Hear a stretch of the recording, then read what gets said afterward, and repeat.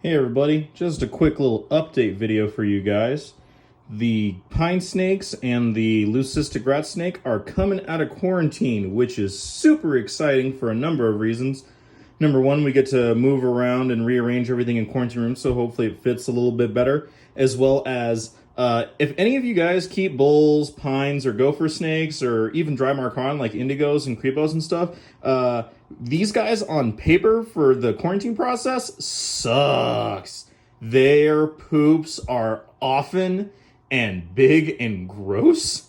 So super happy that they are moving on to these full-grown juvenile tubs, this 32 quart tub.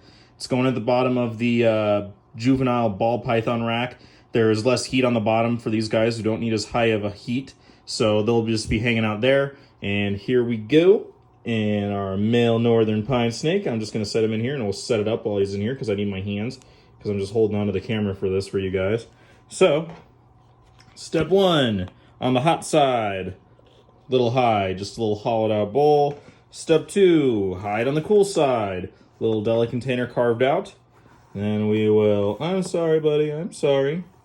And then nice big bowl because I actually need all of the little bowls that I have. I need to go find some better ones for, I needed all my little bowls for my juvenile ball pythons because they are hatching out at a crazy rate right now. Just a little rock for it to rub against. I have another one under here somewhere. Here we go. This one, so this one's a little bit rougher. You can see it has a little rough edge. Not sharp, just a little bit rough edge for something for them to rub against. This one is just a nice smooth little rock, which isn't anything crazy, but it's just something different for them to interact with in their little cage.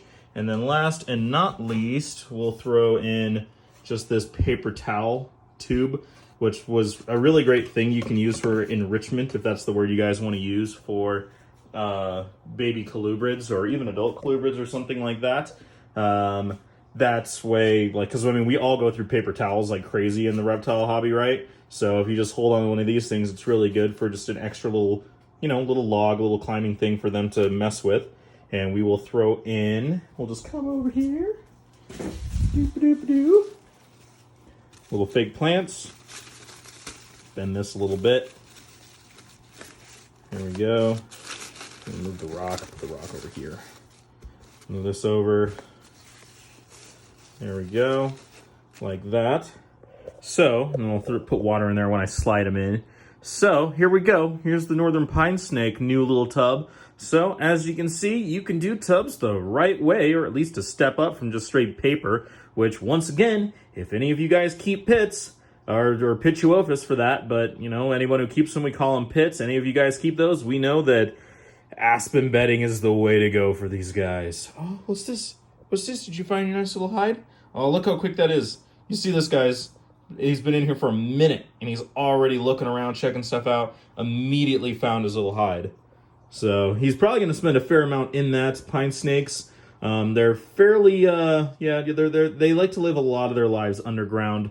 They like the gopher snake and the bull snake. They eat a lot of, terrestrial rodents, so they're in burrows underground for their own sakes, as well as hunting for them at, kind of dawn and dusk when it's not super hot and crazy outside. But our little male northern pine already found that, and I will show you the Louisiana pine snake and the leucistic rat snake set up here. So here's the rat snake. So this is the guy that got out after having him in our possession for all of about 5 hours. Was gone for about 2 months, and then the cat found him. Wasn't attacking him, just wondering what the heck he was. But he is here in his new 32 quart tub container as well. Got a nice big water dish, honestly probably bigger than what he needs. But like I said before, I need all the little bowls for all the baby hatchlings popping out. 2 hides, hot side, cool side. Got a little something for him to rub against. And plenty of space for him to hide, feel comfortable, and deep substrate from the very end. So we'll shut this. And then over here, here's our Louisiana pine snake. She is probably, yep. So I did this right before I set up the little northern one for just a second again. So the Louisiana pine snake is already under a hide. Nope, not under here. So, or she's buried. Let's see, guys. Oh, there she is. There she is. There's a little girl. Still not exactly sure what we're going to name her. Trying to think of like a Native American tribe from around that area, and there are a couple that would work. I will just butcher their names.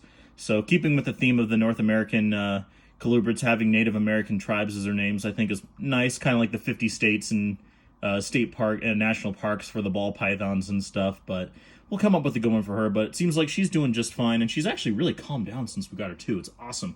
So here you go, guys. Just a little update for the baby colubrids coming out of quarantine. We still have a couple more: the Cape Gopher and the Brooks King and the Rhino Rat. The Rhino Rat's going to stay up in that room because that is the kind of nice, cool room, which is great for the Asian rat snake. Keeps that humidity and also kind of sticks with that kind of region as well with the Japanese rat snake and the crested geckos and stuff. It's kind of that little, Pacific Indo area. But hope you guys like this video. If it gives you any ideas for how you want to set your thing up, let me know down below. If you have any ideas or good names for the Louisiana pine snake, let me know down in the comments. Hope you're having a great day, and I'll check you next time.